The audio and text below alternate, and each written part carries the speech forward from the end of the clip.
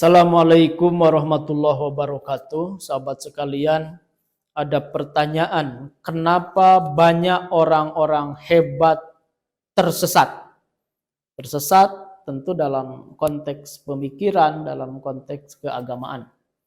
Kita sekarang sedang rame Syekh Panji Gumilang, pimpinan pesantren Az-Zaitun, yang terus saja mengeluarkan statement-statement yang kontroversial, yang tentu melukai banyak umat Islam karena mengobrak-abrik pokok-pokok ajaran Islam. Contohnya di Al-Quran dianggap hanya karangan Nabi Muhammad, gitu. Salamnya sudah salam Yahudi, gitu ya, sudah campur baur berdoa beribadah antara Islam Kristen disatukan, dan keanehan-keanehan lainnya yang sudah terkonfirmasi kebenarannya. Yang hoax juga banyak, gitu. Tetapi yang terkonfirmasi bisa langsung akses ke akun resmi pesantrennya, itu sudah terang benderang melakukan penyesatan-penyesatan dan menunjukkan penyimpangan-penyimpangan pemikirannya. Pertanyaannya, kenapa orang-orang hebat tidak sedikit yang tersesat? Saya sampaikan setidaknya ada 3 sebab orang-orang hebat tersesat. Yang pertama, karena kesombongannya. Sombong merasa pintar, sombong merasa literasinya paling banyak, sombong karena pengaruhnya luas, sombong karena pengikutnya banyak.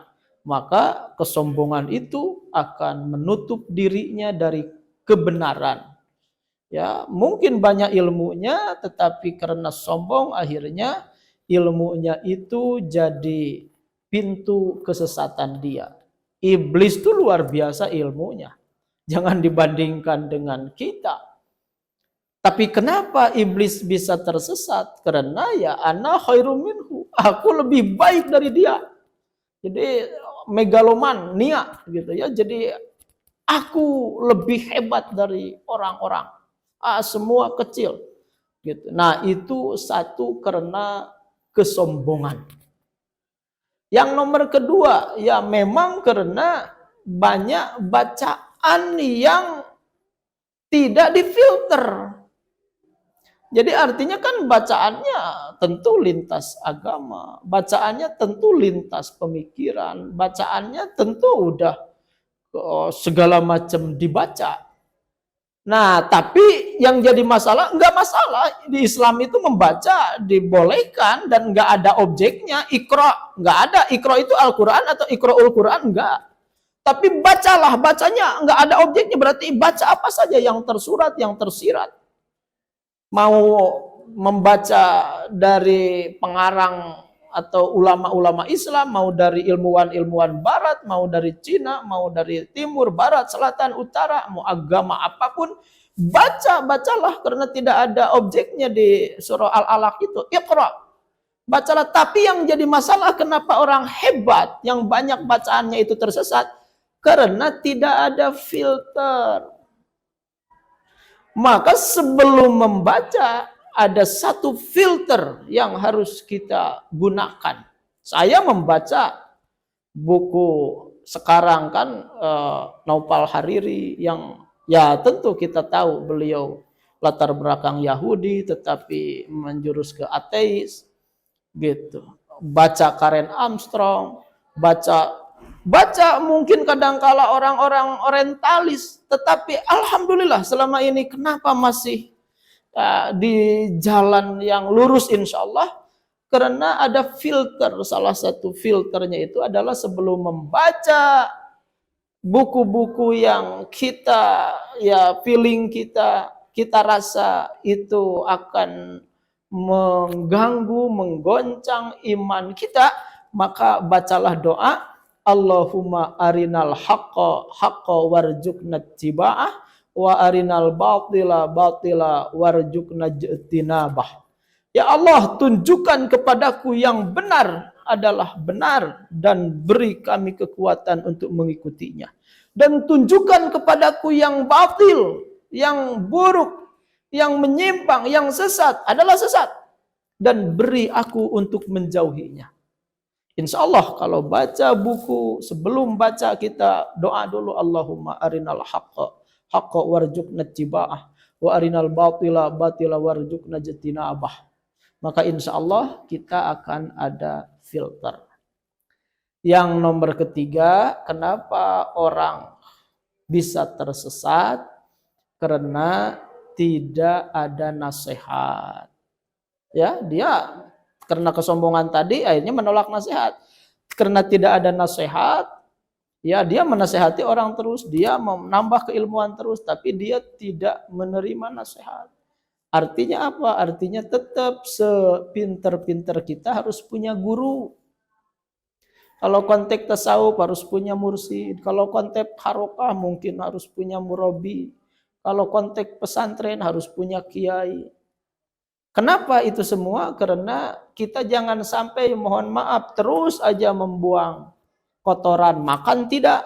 Kalau diumpamakan, mohon maaf. Jangan terus sampai kita mau baca, disebarkan pemikiran, dibaca, membekal pemikiran. Tapi asupan ruhiyah kita, spiritualitas kita, itu tidak ada. Akhirnya kegersangan, kehampaan, dan akhirnya yang ada adalah mengejar ini gitu ya, ya aktualisasi diri kita saja. Bukan berangkat dari keimanan menyampaikan ilmu itu, tapi hanya untuk eksis saja, aktualisasi kita aja. Nah, itu buah daripada tidak ada nasihat, tidak ada guru, tidak ada syekh, murabi, mursyid atau kiai yang membimbing kita. Maka sepintar apapun kita, tetap kita harus punya guru yang setiap saat bisa jadi penunjuk jalan kita secara syariat, penasehat kita. Sehebat-hebatnya Muhammad Ali, dia punya pelatih. Sehebat-hebatnya Mike Tyson, dia punya pelatih. Sehebat-hebatnya Lionel Messi, dia punya pelatih. Sehebat-hebatnya Ronaldo, dia punya pelatih. Padahal kalau kita mau di sparring partnerkan pelatih sama Mike Tyson, kalah tuh pelatih. Kalau di sparring partnerkan antara pelatih Muhammad Ali dengan Muhammad Ali, kalah tuh pelatih. Pelatih Ronaldo, ayo mainkan, pasti kalah sama Ronaldo. Tapi kenapa tetap membutuhkan pelatih? Karena kadangkala ada titik di kita yang tidak bisa dilihat oleh diri kita kecuali oleh orang-orang soleh dan berilmu. Ya, kita melihat wajah aja nggak bisa. Sehebat apapun kita memerlukan cermin. Nah, kita hidup pun sama. Jangan merasa pintar, jangan merasa literasinya luas, jangan merasa jadi orang hebat. Tetap ada titik-titik bolong di kehidupan kita yang harus ada orang yang mengingatkan. Jangan begitu karena itu. Itulah 3 sebab kenapa orang hebat banyak yang tersesat. Mudah-mudahan bermanfaat dan kita berlindung kepada Allah untuk dijauhkan dari kesesatan dengan doa Allahumma arinal haqqo haqqo warzuqna ittiba'ah wa arinal batila batila warzuqna ijtinabah. Ya Allah, tunjukkan kepada kami yang benar adalah benar dan beri kami kekuatan untuk mengikutinya, dan tunjukkan kepada kami yang salah, yang sesat adalah sesat, dan beri kami kekuatan untuk menjauhinya. Terima kasih. Saya Jengan Aib Cimahi. Assalamualaikum warahmatullahi wabarakatuh.